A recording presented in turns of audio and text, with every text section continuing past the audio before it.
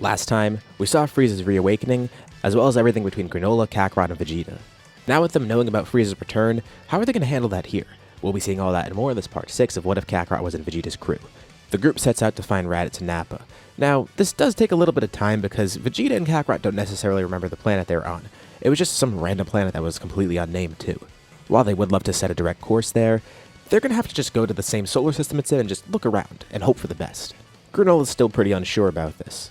A few weeks later, they are able to find the planet though, and of course, they see Raditz and Nappa there. Surprised that they're alive, especially because once they came back to life, they had to dig themselves out from underground. Vegeta burying them was a nice thought, but it makes that kind of annoying. Vegeta and Kakarot can't believe it. It actually worked. They were brought back to life. They're very glad to be here again because they were in hell before. Now, it wasn't too bad, but still, it's hell. Looks like they're not good enough for heaven. The group has their quick reunion, with Raditz and Nappa filled in on everything, including who that other green-haired guy is, as well as the Namekian. Raditz is pretty unsure what their next move should be. For one, he thinks maybe they should be cautious, but at the same time, with the power that they have now, can't they just kill Frieza?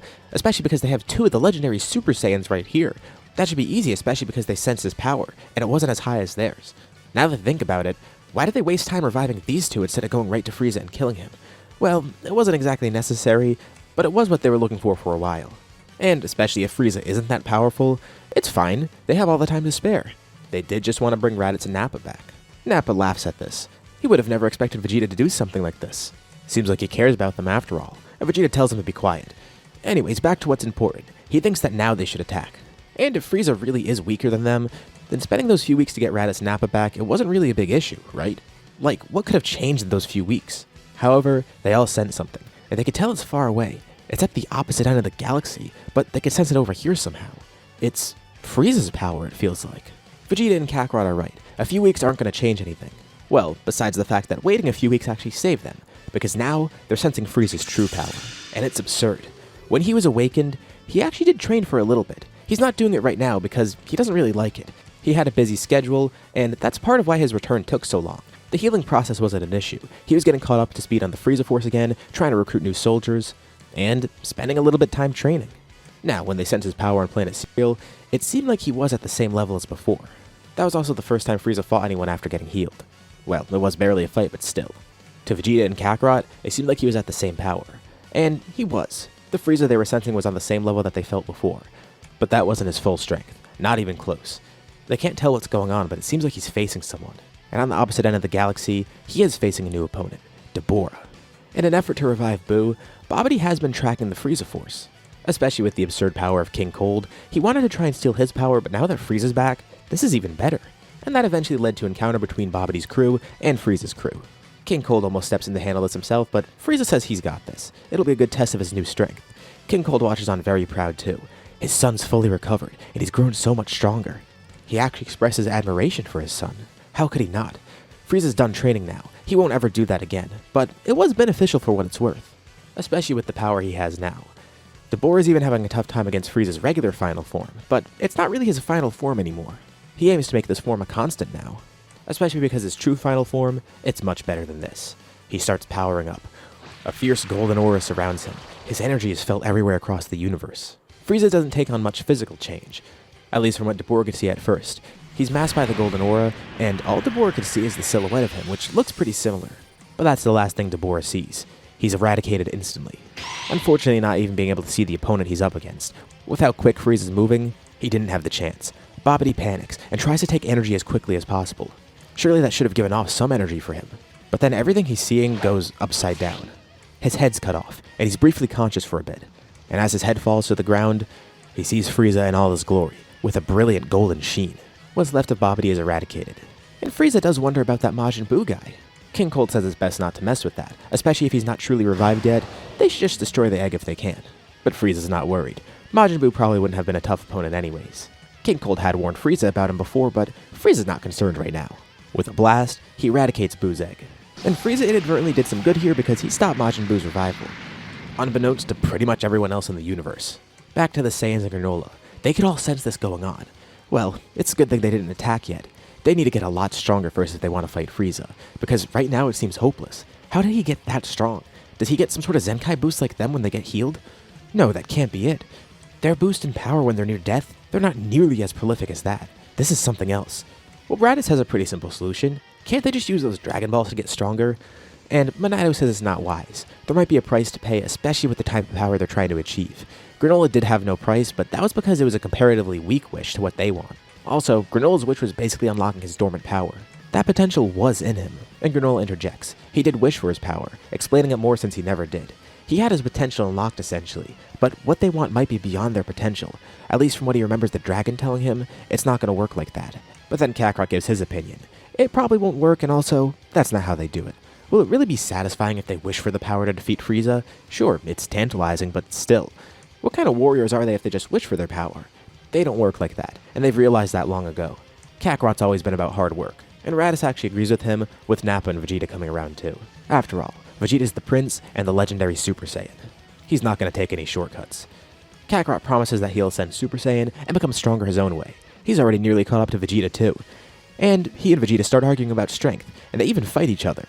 Raditz and Nappa could see that they clearly haven't changed, and Granola just thinks these guys are all meatheads. But he laughs it off. This is definitely for the better.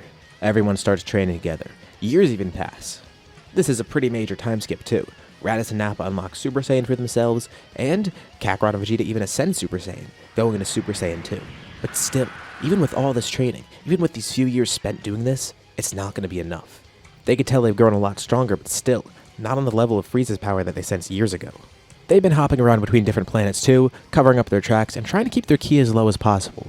Just to make sure Frieza won't find them because he still is looking for them, but they haven't become his main target so far. He's continuing business as usual, although it does stick in his mind that he wants to kill the Saiyans, of course. They did try to kill him after all, so he's gonna go after them regardless. But one day amidst their training, somebody does arrive on the planet they're on, sensing some power here and deciding to take it over. Great, the Frieza forces found them, and they're not even prepared yet. Whatever, they're gonna fight regardless.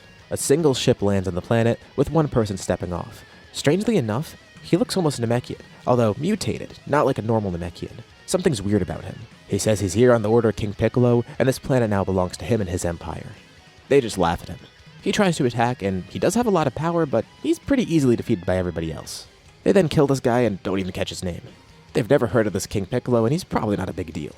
But a few days later, another ship shows up, and more people step off this time. And they all look like mutated Namekians, except for one who actually looks like a regular Namekian. And he definitely seems like the strongest of the group. So it's true. Drum came here and tried to fight them and died. Again, they still have no clue who these people are, but they're a little bit confused about what's going on here. The normal-looking one steps up and explains. They were already warned and they picked a fight, so they're gonna all die here. This planet now belongs to King Piccolo's empire.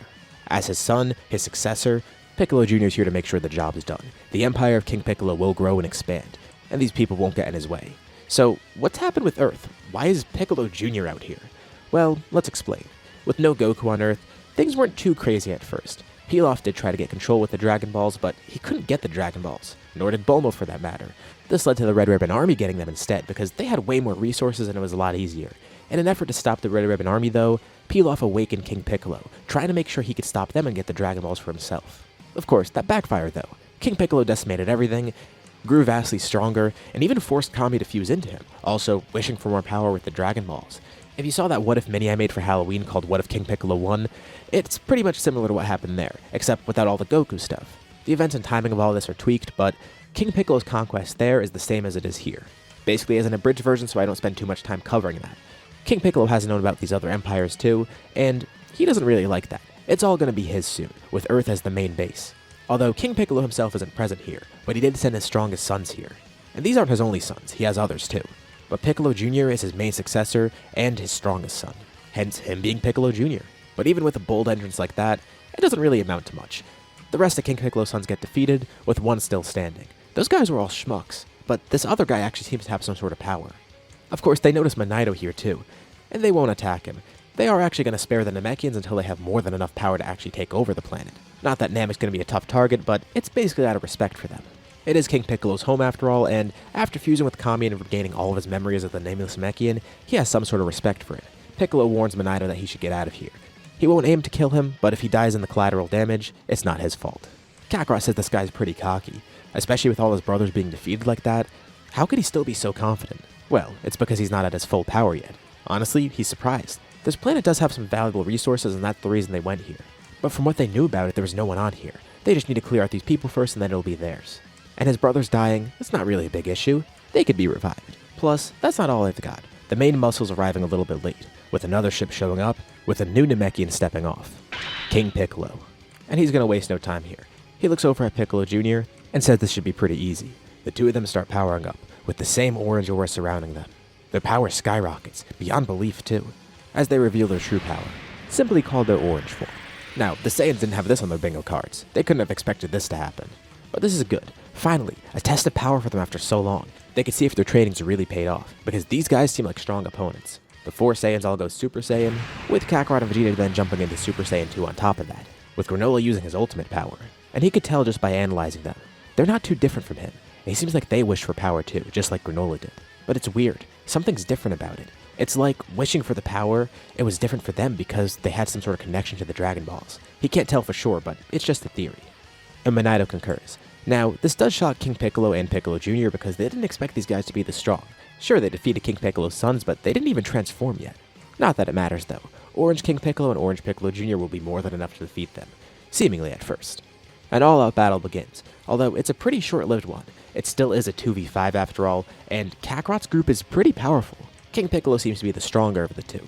Given the point in which their powers awakened, and the fact that the two Piccolos are separate rather than the same person reincarnated, this makes Piccolo Jr. a lot weaker than he should be, because it's not the Piccolo we know.